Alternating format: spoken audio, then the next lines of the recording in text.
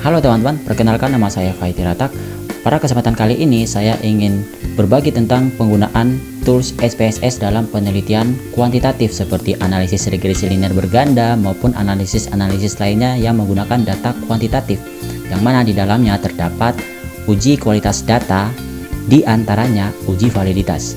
Dari namanya saja kita bisa mengartikannya bahwa uji validitas ini merupakan salah satu uji untuk menguji apakah data yang kita teliti sudah valid atau belum.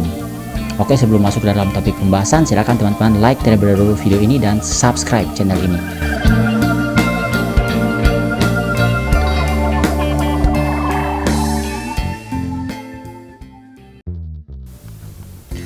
Oke teman-teman, ini adalah data yang akan kita lakukan pengujian validitas. Kalau teman-teman lihat di sini ada variabel X1, ada variabel X2, X3, dan variabel Y.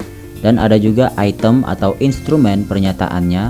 Untuk variabel X1 ada 4 instrumen, yang mana variabel X1 ini sendiri merupakan penjumlahan dari keempat instrumen ini. Variabel X2 ada 4 instrumen, X3 ada 3 instrumen, dan Y ada 3 instrumen.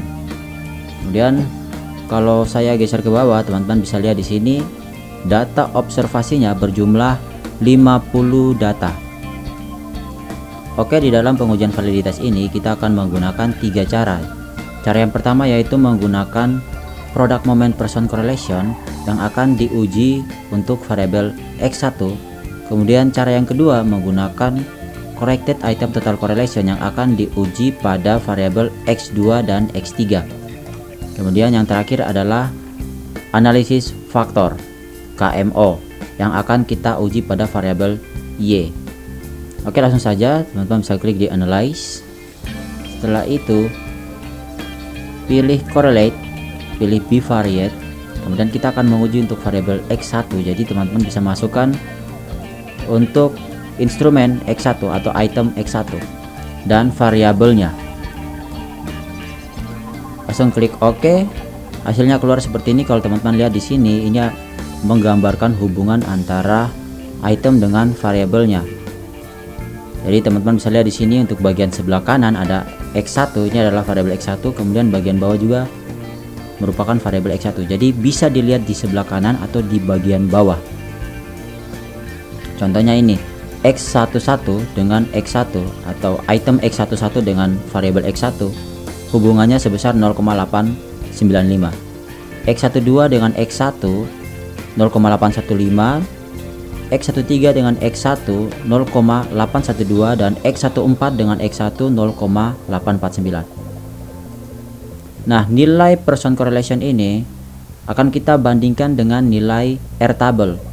Kalau nilai person correlationnya lebih besar daripada R table, maka hubungannya kuat ya, berarti valid datanya.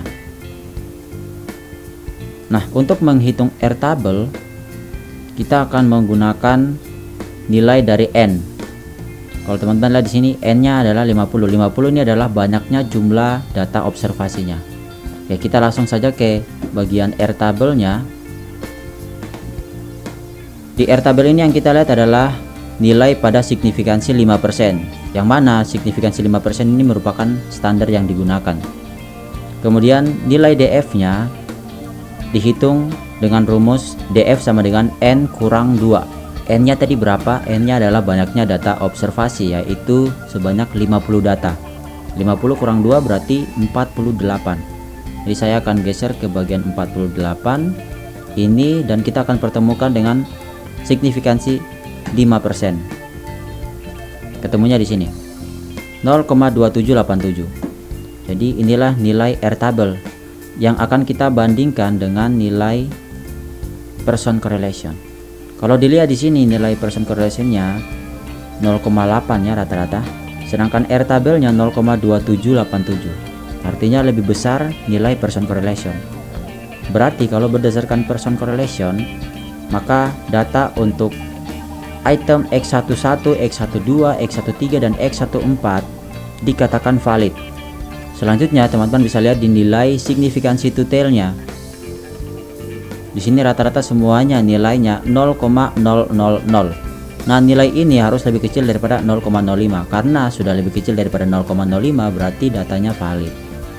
Jadi ada dua konfirmasi di sini. Yang konfirmasi pertama yaitu person correlation-nya harus lebih besar daripada Airtable, kemudian signifikansinya harus lebih kecil daripada 0,05. Seperti itu.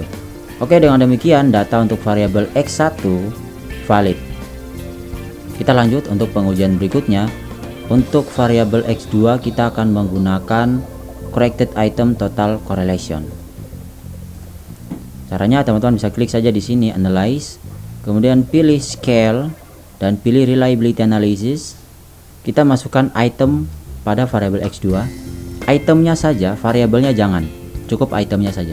Kemudian teman-teman bisa klik di statistik, centangkan pada scale if item deleted. Continue dan oke. Hasilnya akan keluar seperti ini. Yang dilihat adalah nilai corrected item total correlation-nya. Kita akan bandingkan nilai ini dengan nilai Airtable, yang mana tadi telah diketahui nilai Airtable-nya sebesar 0,2787. Lihat untuk item X21 yaitu 0,614, X22 0,511, X23 0,726 dan X24 0,435. Keseluruhan nilai ini sudah lebih besar daripada Airtable 0,2787. Maka berdasarkan corrected item total correlation, variabel X2 keseluruhan itemnya telah valid. Kita lanjut lagi untuk variabel X3. Teman-teman klik di analyze, pilih scale, pilih reliability analysis. Ini kita ubah jadi X3. Itemnya saja ya, variabelnya jangan. Klik di statistik untuk memastikan lagi bahwa scale if item deleted ini telah dicentangkan. Continue dan oke. Hasilnya akan keluar seperti ini. Lihat lagi untuk corrected item total correlation-nya. Ini harus lebih besar daripada Airtable-nya. Yang mana Airtable-nya tadi sebesar 0,2787. Untuk item X31 hingga X33 rata-rata nilainya sebesar 0,6. Dari 0,669, 0,662, 0,669. Dan nilai ini sudah lebih besar daripada 0,2787. Maka berdasarkan corrected item total correlation, variabel X3 memiliki item-item yang valid. Kita lanjut lagi untuk variabel Y. Variabel Y kita menggunakan analisis faktor. Oke, teman-teman bisa klik di analyze, kemudian pilih dimension reduction dan pilih vector. Kemudian masukkan instrumen atau masukkan item untuk variabel Y. Itemnya aja, variabelnya nggak usah dimasukin. Klik pada deskriptif, centangkan pada KMO dan anti image. Continue, kemudian oke. Hasilnya akan keluar seperti ini. Yang kita lihat di sini adalah nilai dari KMO, signifikansinya, dan MSA-nya. Pertama kita lihat dari signifikansinya. Signifikansi ini harus lebih kecil daripada 0,05. Karena ini sudah lebih kecil daripada 0,05 ya, berarti signifikan. Kemudian lihat nilai dari Kaiser-Meyer-Olkin atau KMO. Nilai KMO ini harus lebih besar daripada 0,5. Karena nilainya 0,684 ini sudah lebih besar daripada 0,5. Maka secara multivariate item-item pada variabel Y valid. Sekarang kita akan cek secara univariate-nya udah valid apa belum. Kalau secara multivariate atau secara keseluruhan sudah valid, maka secara individu belum tentu.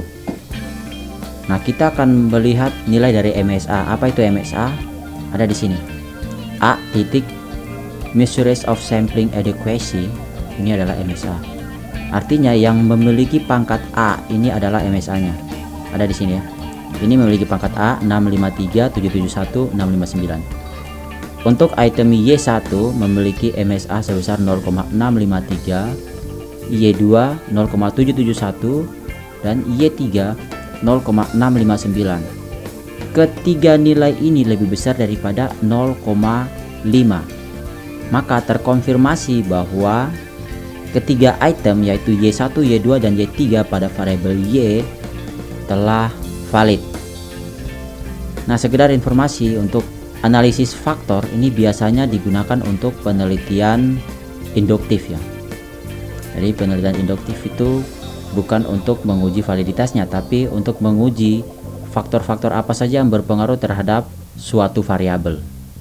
Namun bisa juga dipakai untuk pengujian validitas seperti yang kita gunakan saat ini. Oke, kurang lebih seperti itu untuk pengujian validitas menggunakan ketiga cara tadi. Jadi teman-teman bisa memilih salah satu cara, boleh menggunakan product moment person correlation, boleh juga menggunakan corrected item total correlation, boleh juga menggunakan analisis faktor. Tergantung referensi mana yang teman-teman gunakan. Pastikan gunakan cara analisis yang sesuai dengan referensi yang kita gunakan. Oke, demikian penjelasan tentang uji validitas dalam penelitian menggunakan data kuantitatif. Pada video selanjutnya kita akan membahas tentang uji reliabilitas, yang mana uji reliabilitas ini berfungsi untuk menguji konsistensi dalam data penelitian.